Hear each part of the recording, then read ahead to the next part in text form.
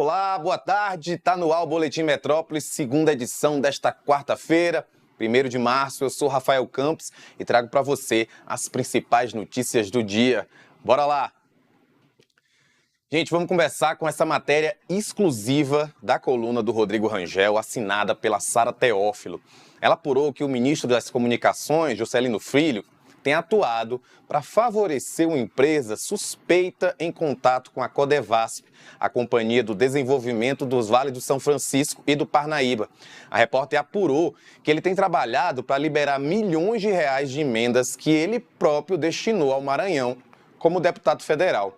E chama a atenção o esforço dele para que esse dinheiro vá especificamente para a Engeforte, que é uma empreiteira maranhense ligada a políticas e apontada como integrante de um cartel especializado em desviar recursos justamente da Codevasp. O ministro chegou aí pessoalmente à superintendência da companhia para defender que seja mantida uma concorrência suspeita na qual a Engeforte foi escolhida para um contrato de 54 milhões de reais. Vale a pena você acessar a coluna do Rangel para conhecer os detalhes dessa história. Gente, o ministro Cássio Nunes Marques, do Supremo Tribunal Federal, está internado no Hospital Albert Einstein, em São Paulo. Ele está se recuperando de uma cirurgia intestinal realizada no dia 16 de fevereiro. Esse procedimento faz parte de uma revisão de uma cirurgia bariátrica que ele fez em 2012. Segundo a assessoria do magistrado, ele segue despachando normalmente do hospital por meio do plenário virtual do STF. E novidade para você que viaja de avião. A Anvisa, a Agência Nacional de Vigilância Sanitária, decidiu hoje que o uso de máscaras em aviões e aeroportos não é mais obrigatório no Brasil. Mas os diretores mantiveram o desembarque por filas, ainda bem, para evitar aglomerações e reforçam a importância dos procedimentos de limpeza e disponibilização de álcool gel. Segundo o relator da decisão, Daniel Pereira, no contexto atual da pandemia, há diminuição de casos de óbitos e, no momento, a situação epidemiológica é melhor que a registrada em novembro do ano passado, quando a obrigatoriedade das máscaras voltou a valer. As máscaras para viagens aéreas foram obrigatórias entre 2020 e agosto de 2022 e voltou em novembro de 2020 por causa da alta de casos aqui no Brasil. A decisão de hoje passa a valer assim que for publicada no Diário Oficial. E vamos falar de um assunto que tem aterrorizado muitos brasileiros. Segundo o colunista Guilherme Amado, dirigentes do PT falaram que o ministro da Fazenda, Fernando Haddad, conseguiu convencer o presidente Lula a reonerar os combustíveis ao apresentar uma justificativa social e outra ambiental. A reoneração parcial estipulou uma alíquota diferenciada para combustíveis fósseis, com tributo de 47 centavos para a gasolina e de 0,02 centavos sobre o etanol. O biodiesel permanecerá com os tributos federais zerados até o fim deste ano. Na questão social, a Fazenda manteve os tributos zerados até o fim do ano para o gás de cozinha e para o diesel usado no abastecimento de caminhões. Quem comentou sobre essa mudança nos preços dos combustíveis foi a ministra do Planejamento e Orçamento, Simone Tebet. Segundo ela, a retomada dos tributos de forma gradual é uma forma que o governo federal tem para sinalizar para o Banco Central de que é possível baixar os juros, ainda que não nos patamares desejados. A fala dela ocorreu após um café da manhã no Palácio do Planalto com a primeira-dama Janja e ministras do governo, um evento aí para celebrar o início do mês da mulher. Vale lembrar que o presidente Lula vem criticando o atual patamar da Selic, que está em 13,75% ao ano, o maior desde 2017. E a presidente do Partido dos Trabalhadores, Gleisi Hoffmann, também falou sobre os combustíveis. Ela disse que, a partir de agora, é preciso fazer mudanças na política de preços da Petrobras, acabar com a política de paridade de preços internacionais e rever a distribuição de dividendos. No Twitter, Gleisi também defendeu o presidente Lula, dizendo que ele teve sensibilidade para diminuir o impacto da reoneração de combustíveis no bolso do consumidor, com redução de alíquotas dos impostos e do preço na refinaria. E o ex-presidente Jair Bolsonaro reapareceu em uma transmissão ao vivo pela internet. Ele aparece em uma barbearia nos Estados Unidos cortando o cabelo e dizendo que vai se encontrar com com o ex-presidente norte-americano Donald Trump. Bolsonaro também aproveitou para criticar a reoneração dos combustíveis. Vamos ver um trecho dessa transmissão. É que o brasileiro acordou com combustíveis mais caros, no caso aí, em especial a gasolina. E eu quero dizer a vocês que, diferentemente que parte da imprensa publicou aí, nós reduzimos o preço do combustível lá atrás com o apoio do parlamento brasileiro, reduzindo impostos. Nós zeramos os impostos federais do álcool, que é o etanol, da gasolina, do diesel e do gás de cozinha. Por que fizemos isso? Para compensar o aumento do preço do combustível no mundo todo, que veio em função, em parte, da pandemia e grande parte em função do conflito Ucrânia-Rússia.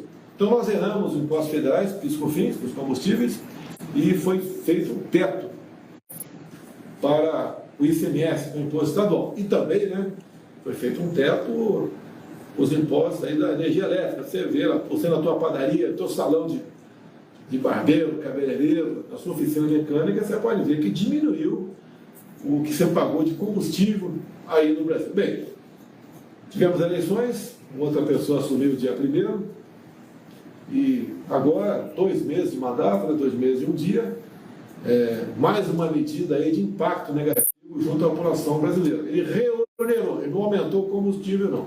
Reonerou, ou seja, passou a voltar a cobrar impostos federais dos combustíveis. O preço médio, estão dizendo, vai chegar na casa dos próximos 50 centavos por litro. Como é que enche um tanque? 50 litros, 50 centavos vai pagar mais R$25. E aí o governo, alguns comentaristas aí dos grandes consórcios de mídia, diz que não vai afetar o mais pobre, apenas a classe média. Bem, uma coisa que eu não sabia, fui informado, eu acho que fui bem informado, que o que mais pesa na inflação é a gasolina e não o óleo diesel. Então a inflação vai se fazer presente agora em março, o que é uma consequência natural do aumento dos combustíveis. Da nossa parte, nós reduzimos, botamos a gasolina abaixo de R$5 por litro aí no Brasil. Vocês lembram do caso da aluna de medicina da USP que retirou quase R$1 milhão da conta da comissão de formatura da turma? Então, para evitar novos casos como esse de calote, o deputado Beto Preto, que é do PSD do Paraná, protocolou um projeto de lei na Câmara dos Deputados com regras para a criação de comissões de formatura. A novidade foi publicada na coluna do Igor Gadelha. No projeto, Preto estipula regras para a criação das comissões e para a contratação de empresas responsáveis pelas festas. E ele ainda determina que qualquer movimentação financeira dos recursos reunidos pela comissão vai ter que ser aprovada em assembleia e não pode envolver riscos de perdas expressivas. Importante, né? E vamos falar de novo da Anvisa. A Agência Nacional de Vigilância Sanitária divulgou uma nota criticando representantes de fábricas de pomadas capilares por colocações racistas realizadas em uma reunião técnica na última sexta-feira. A agência investiga porque os produtos usados para trançar cabelos vêm provocando reações adversas graves nos consumidores, sendo mais comuns as infecções oculares. Durante essa reunião, eles alegaram que os problemas teriam ocorrido devido à prática dos usuários de não lavar os cabelos trançados por diversos dias. Em texto divulgado ontem, a Anvisa destacou que não há indícios de que o problema seja provocado pela forma de uso do produto e afirmou que, abre aspas, refuta e abomina qualquer forma de discriminação, fecha aspas. Ao todo, 780 casos de intoxicação causados por uso de pomadas modeladoras já foram registrados, o que levou a Anvisa a suspender a comercialização de todas as marcas desses produtos. As reações adversas mais comuns foram inflamação na córnea, dor ocular e ardência, sensação de corpo estranho nos olhos e perda de acuidade visual. E a nossa produtora Raquel Valente conversou hoje com a ex-deputada Manuela Dávila. Ela vai compor o grupo de trabalho para apresentar estratégias de combate ao discurso de ódio e ao extremismo e propor novas políticas públicas em direitos humanos sobre esse assunto. Vamos conferir a entrevista. Após o anúncio do grupo de trabalho, alguns parlamentares afirmaram que a iniciativa tem como objetivo limitar o direito de opinião. Como enxerga esse argumento e qual o objetivo do GT? É natural que os setores que se identificam com o extremismo político e que, eventualmente, praticam eles próprios crimes relacionados ao ódio e à intolerância reajam a um instrumento criado para a mera possibilidade de análise, de caracterização e de proposição de alternativas para o enfrentamento do ódio no Brasil. Se eu perguntar para qualquer pessoa que nos assiste se acha razoável, né, que as pessoas possam se reunir, pessoas que se dedicam, acadêmicos, estudiosos, né, estudiosas, que essas pessoas possam se reunir para caracterizar o que é discurso de ódio, o que é extremismo, né, para pensar em alternativas e que mesmo isso gera reações, qualquer pessoa vai entender que quem está reagindo, né, possivelmente se identifique com o discurso de ódio. A Constituição brasileira, ela é muito clara, né? Ela garante nos seus primeiros artigos a liberdade de expressão. Então não há nenhuma relação do GT que nós trabalhamos, nenhuma ameaça desse GT à liberdade de expressão. Ao contrário, o que nós queremos ao fim desse processo é garantir instrumentos para a construção de uma cultura democrática, de uma cultura cidadã, de uma cultura da paz. Pode me falar com mais detalhes quais tipos de projetos serão realizados pelo grupo de trabalho? O GT ainda não começou, né? Então, nós teremos a nossa primeira reunião no dia 6. No dia 6, eu e o relator Camilo vamos propor uma agenda de reuniões que terá, né, como primeiro objetivo o diagnóstico e caracterização e depois as alternativas. Então, ao final dos nossos 180 dias de trabalho, certamente eu vou ter o prazer de voltar aqui e compartilhar as reflexões que coletivamente e com a participação da sociedade brasileira nós vamos poder propor. E em que contexto assim, se deu a criação desse grupo? Ele está ligado ao momento atual que vivemos e aos últimos episódios, como, por exemplo, os atos do dia 8 de janeiro? O Brasil voltou a ter o Ministério de Direitos Humanos, o Ministério de Direitos Humanos que se relaciona com as Nações Unidas e que defende a dignidade da vida humana. E essa razão, penso eu, fez com que o ministro Silvio Almeida, que é um ministro absolutamente capaz, talentoso, que tem feito com que as pessoas se sintam conectadas com as ações e com as pautas do governo, o ministro Silvio possivelmente aferiu que há um crescimento de crimes de ódio no nosso país, que há o crescimento da violação de direitos em novos ambientes, como é o caso do ambiente virtual, e quer adaptar, né, quer, digamos, dar um F5 atualizar as dinâmicas, as práticas e as reflexões do Ministério a essa conjuntura nacional. Óbvio que o dia 8, ele é o exemplo mais bem acabado do que o discurso de ódio é capaz de promover. Mas, antes disso, nós já tínhamos manifestações, né? Nós já tivemos recentemente uma nova tentativa de invasão de escola, né? Tivemos outras oportunidades em que, numa escala menor, foi possível aferir que o discurso de ódio traz consequências reais e nefastas para a sociedade brasileira. Você já falou em algumas ocasiões que foi vítima de fake news. Acredita que a internet é um espaço que favorece a disseminação de discursos de ódio e de que forma isso pode ser combatido? A tecnologia, se é verdade que ela não cria a mentira, que ela não cria o boato, que ela não cria a violência, a tecnologia permite que a mentira, o ódio, a violência tenham uma outra dimensão, né? Além disso, embora esse não seja o centro do trabalho do grupo de trabalho que eu agora passarei a coordenar em alguns dias, além disso, a tecnologia, como nós sabemos hoje, pode motivar ou não a performance de determinados conteúdos. Há estudos que indicam que os conteúdos de ódio do 8 de janeiro tiveram uma performance melhor em determinadas plataformas, ou seja, que o negócio de determinadas redes sociais lucrou com a projeção, né, com a boa performance, estimulando uma boa performance em conteúdos de ódio. Então, sim, né, eu repito, se é verdade que a tecnologia não cria o ódio, não é quem inaugura comportamentos de violência, também é verdade que ela permite uma proporção, né, uma dimensão muito maior. É isso então. Muito obrigada pela participação, Manuela. Boa sorte no novo trabalho. E hoje uma medida agradou os pet friendlies e os defensores da causa animal.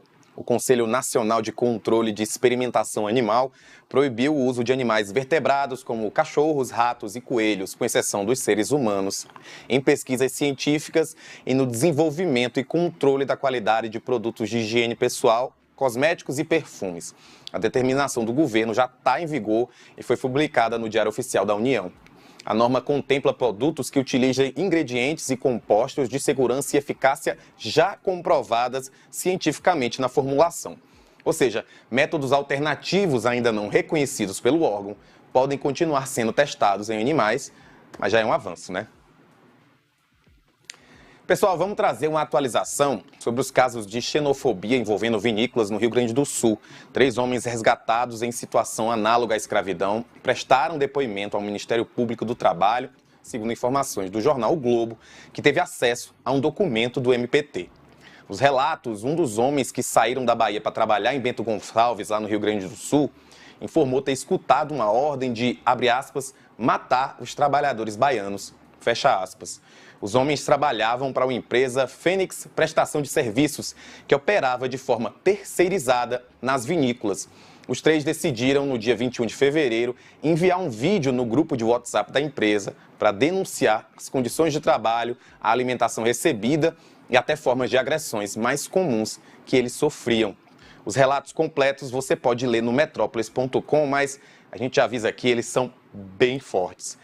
Felizmente, eles conseguiram fugir no dia 22 de fevereiro. Em resposta, as vinícolas repudiaram os fatos relatados pelos trabalhadores, além de alegar que exterminaram o contrato com a empresa, anunciaram mudanças na fiscalização para que o crime não se repita. Elas também dizem estar colaborando com as autoridades para que o caso seja devidamente investigado. Gente, vocês lembram do massoterapeuta que foi preso em flagrante, acusado de abusar sexualmente das suas clientes, né? O caso ocorreu em uma clínica particular aqui de Brasília, na região central da cidade. Pois uma das vítimas conversou com a coluna Na Mira, aqui do Metrópolis, e relatou com detalhes como ocorreu o abuso. É um relato bem forte. Vamos ouvir. Cometeu uma situação de abuso. No ano passado, eu procurei a clínica para fazer um trabalho de pescoço, né, de liberação da musculatura do pescoço. Então, a sessão acontece de biquíni, porque tem que acessar a musculatura do corpo, né? O biquíni, a lingerie, eu tava de biquíni. Marquei uma sessão com né? E procurando na internet, eu vi que ele tinha uma classificação, a clínica, né? Tinha uma classificação boa. Então fui lá, marquei, compareci. Ele fez uma sessão de liberação das tensões do pescoço, dos nós musculares e não teve nenhum problema. Achei, assim, não sei, parecia que ele tava forçando, assim, um pouco pra, assim, a aproximação, né, assim. Mas achei que, sei lá, que era alguém que quisesse ser amigo, enfim, não me pareceu nada demais. Passados uns dias, a dor no pescoço voltou, eu marquei com ele novamente, né, até porque eu não tinha tido nenhum problema. Então, como eu falei, a massagem é uma terapia que precisa acessar a musculatura do corpo, né, então por isso a consulente, o consulente que seja, normalmente está de roupa de banho ou lingerie, né, não tem como ir coberta, né, para uma sessão que precisa tocar a musculatura. E assim foi. A sessão começou normal, não tinha nada estranho. Eu só achei que na conversa inicial ele tinha realmente forçado um pouco, assim, para falar de si, mas eu não sei, achei que era alguém mais egóico, enfim. Não me pareceu nada anormal que anunciasse uma possibilidade de abuso, né? Tinha uma pessoa atendendo na sala ao lado, que tem uma divisória, dá pra gente ouvir, né? A gente não consegue ver, mas consegue ouvir. Então também eu estava muito tranquila, até porque tinha outras pessoas na clínica e também não tinha, assim, um anúncio de que aconteceria alguma coisa próxima de um abuso. Então a outra pessoa que estava sendo atendida encerrou o atendimento dela, eu permaneci na clínica porque eu estava sendo atendida. E depois de uma massagem bastante longa, onde não tinha nenhum sinal de alguma coisa que fosse fora da técnica terapêutica, que eu já conhecia, porque eu já tinha tido outros massoterapeutas na vida. Então, mais pro final, assim, quando já estava perto de encerrar, ele, sem me avisar que faria, sem perguntar se podia fazer, ele colocou a mão dentro da parte de cima do biquíni e tocou os seios, né? De uma maneira muito próxima do que é quando tá o toque de uma relação íntima, né?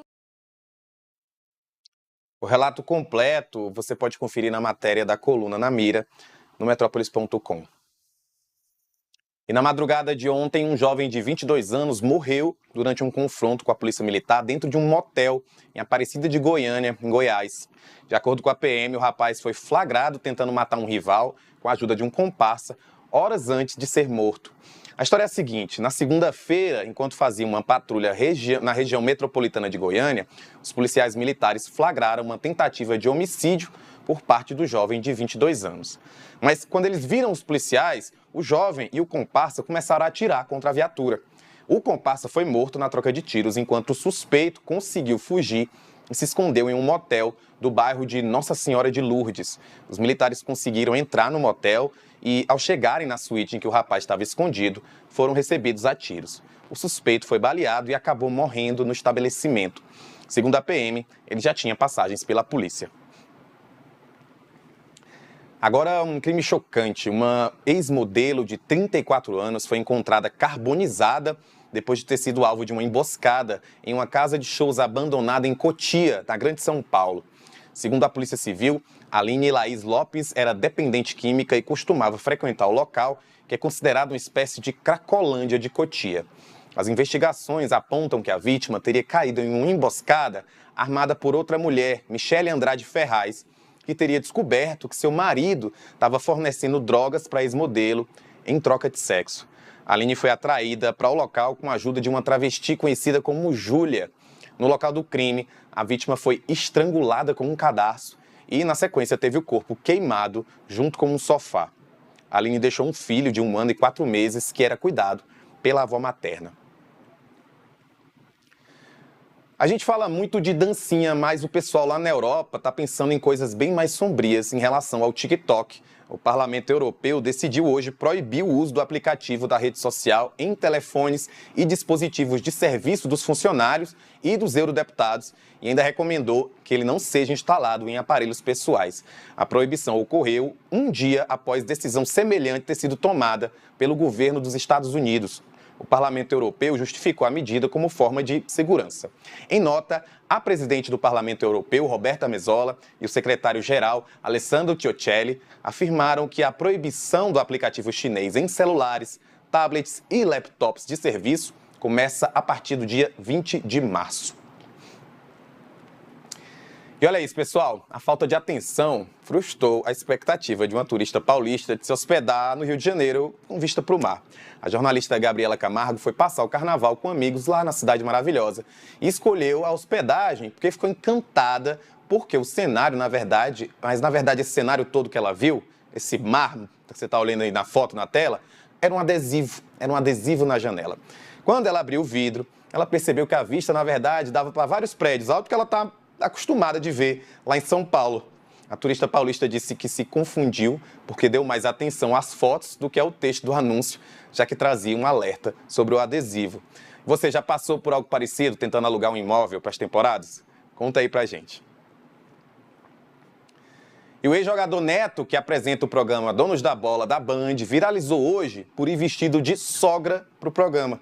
Calma que eu vou explicar. Neto, ou craque Neto, como é conhecido, é super identificado com o Corinthians, onde ele jogou por muitos anos. E no final do ano passado, o treinador do Corinthians, que era o português Vitor Pereira, inventou uma desculpa, vamos dizer assim, envolvendo a sogra para sair do clube paulista. Na época, isso deixou os corintianos frustrados, mas o Neto aparentemente ainda não superou 100% essa história da sogra do VP, como é chamado o português. Ontem, o Flamengo perdeu a final da Recopa Sul-Americana para o Independiente del Valle do Equador, em pleno Maracanã. e Neto claramente se divertiu com essa derrota do clube carioca. Ele abriu o programa fantasiado e declarou que faltou coragem para Vitor Pereira, mas que ele, Neto, não falta coragem. Que figura, hein, gente? E vem cá, você sabe fazer um escondidinho de